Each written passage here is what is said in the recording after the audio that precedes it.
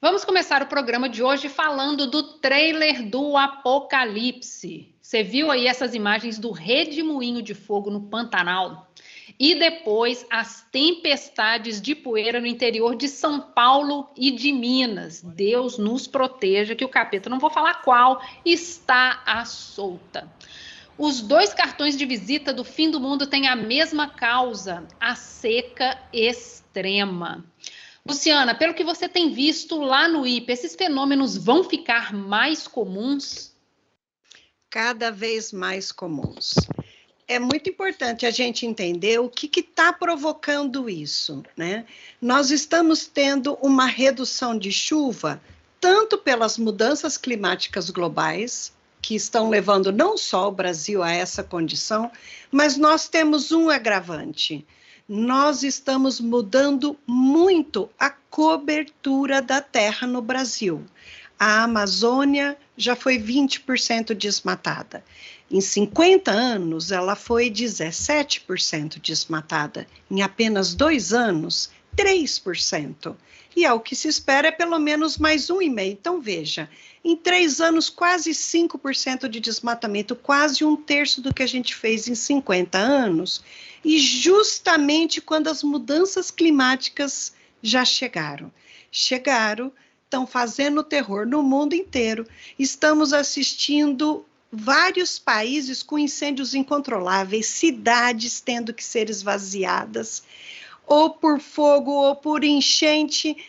Está difícil, precisa fazer um esforço muito grande para continuar sendo um negacionista hoje em dia.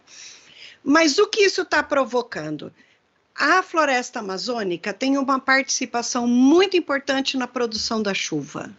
E nós já retiramos 20% das árvores que tinham lá. Portanto, 20% do papel que as árvores têm para fazer chuva é quase um rio Amazonas que a floresta joga na atmosfera.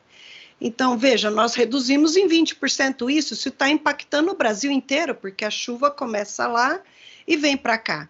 Então, como consequência, nós estamos vendo o Brasil todinho faltando chuva. E isso acontece principalmente agosto, setembro, outubro. Isso é o que a gente viu na Amazônia e isso é o que a gente está vendo aqui. Então, o que está acontecendo? Nós estamos tendo...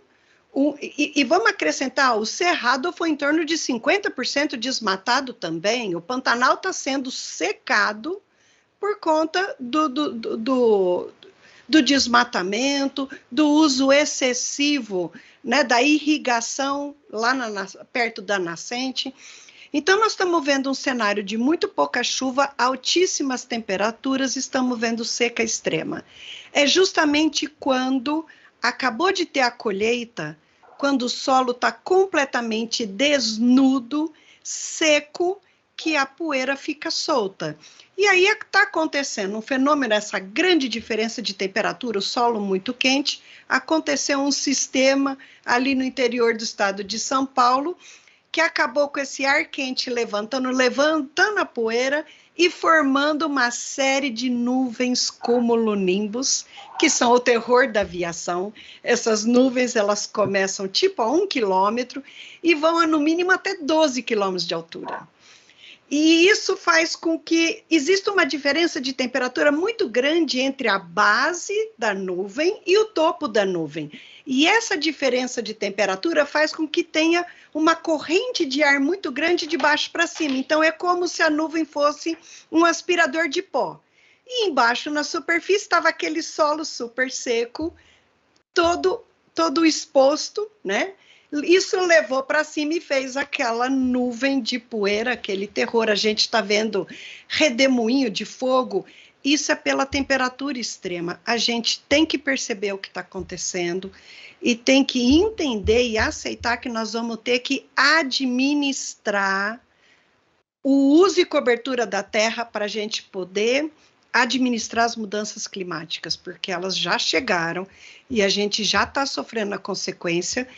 Dá para a gente ter certeza que nós já mudamos a natureza muito mais do que podíamos ter mudado.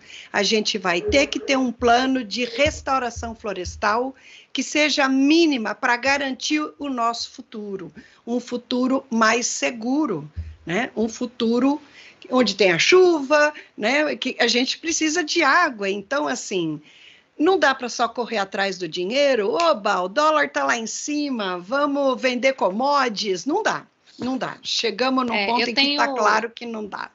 Eu tenho a sensação que essas coisas que a gente vê hoje, na minha época, né, pessoalzinho aí de 1980, era uma coisa que a gente parecia muito distante, né? E, Tiago, acho que você é muito jovem assim para poder lembrar disso, mas na minha infância, nossos medos eram outros, sabe? A gente tinha lá o medo do mundo acabar em bomba atômica, era uma época de Guerra Fria, então a qualquer momento tinha lá um maluco russo, norte-americano, podia apertar um botão, mandar a gente para os ares, as ideias eram outras. Salvador aí, meu parça aqui, pode se lembrar disso. Então, eu queria saber, assim, vocês acham que o terror atual do mundo acabar por causa de mudanças climáticas, hoje ele é mais real? Porque, assim, naquela época parecia ser só uma ameaça. Hoje o negócio acontece bem na nossa frente, né, Tiago?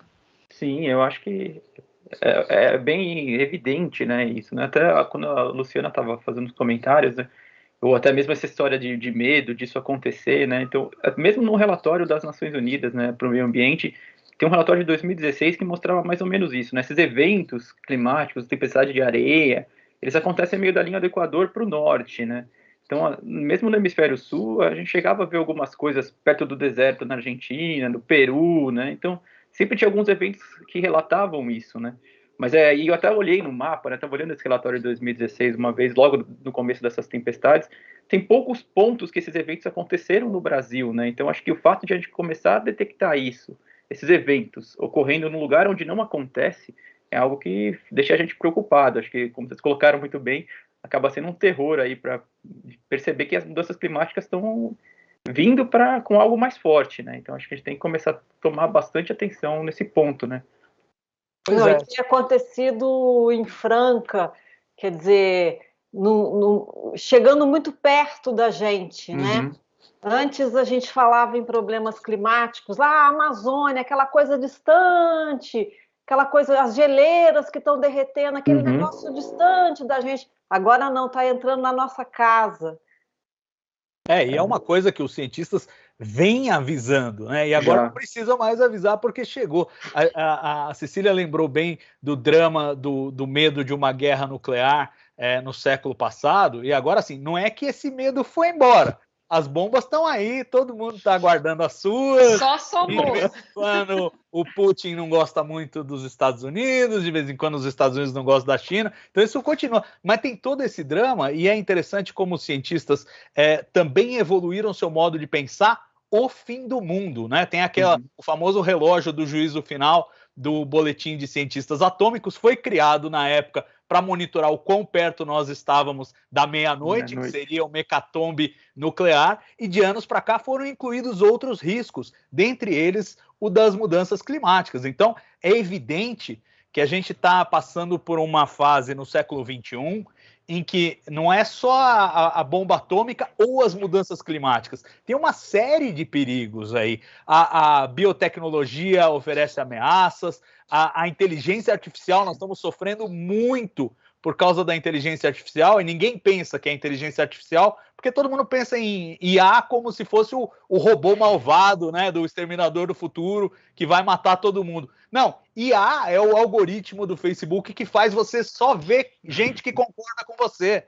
É uma módica quantidade de inteligência artificial e está colapsando a sociedade. Então, assim, os perigos são múltiplos, as mudanças climáticas estão aí e são, digamos, o mais urgente, mas a gente vai ter que resolver toda essa bagunça aí, e as bombas atômicas estão guardadas lá, ainda são um problema. Então, o século XXI vai ser um século, vamos colocar assim, como diziam os chineses, interessante para a espécie humana.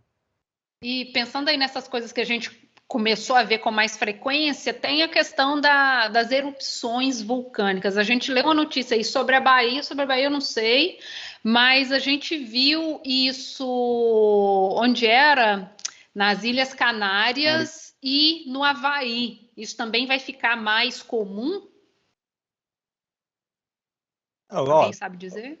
Eu me arrisco a dizer que não tem muita relação. Aí é mais tectonismo, é uma coisa que acontece embaixo da Terra. E assim, o vulcanismo ele tem uma certa vantagem, que ele é mais predizível, né? Você sabe dizer onde ele acontece, onde tem as falhas, qual é a maior... Você nunca sabe quando vai ocorrer uma nova erupção, mas você consegue saber. Agora, um drama que existe, que é perene, e é uma coisa que a gente às vezes esquece, que o nosso planeta é super dinâmico. Então tem evidências no passado de super erupções. Uma erupção que cobriu, por exemplo, boa parte ali da região de Yellowstone nos Estados Unidos, e isso pode voltar a acontecer. O nosso planeta é um planeta vivo, não só do ponto de vista biológico, mas do ponto de vista geológico. Lá dentro as coisas estão todas se mexendo e vulcanismo é uma coisa que nos ameaça, mas aí não tem nada que a gente possa fazer para consertar.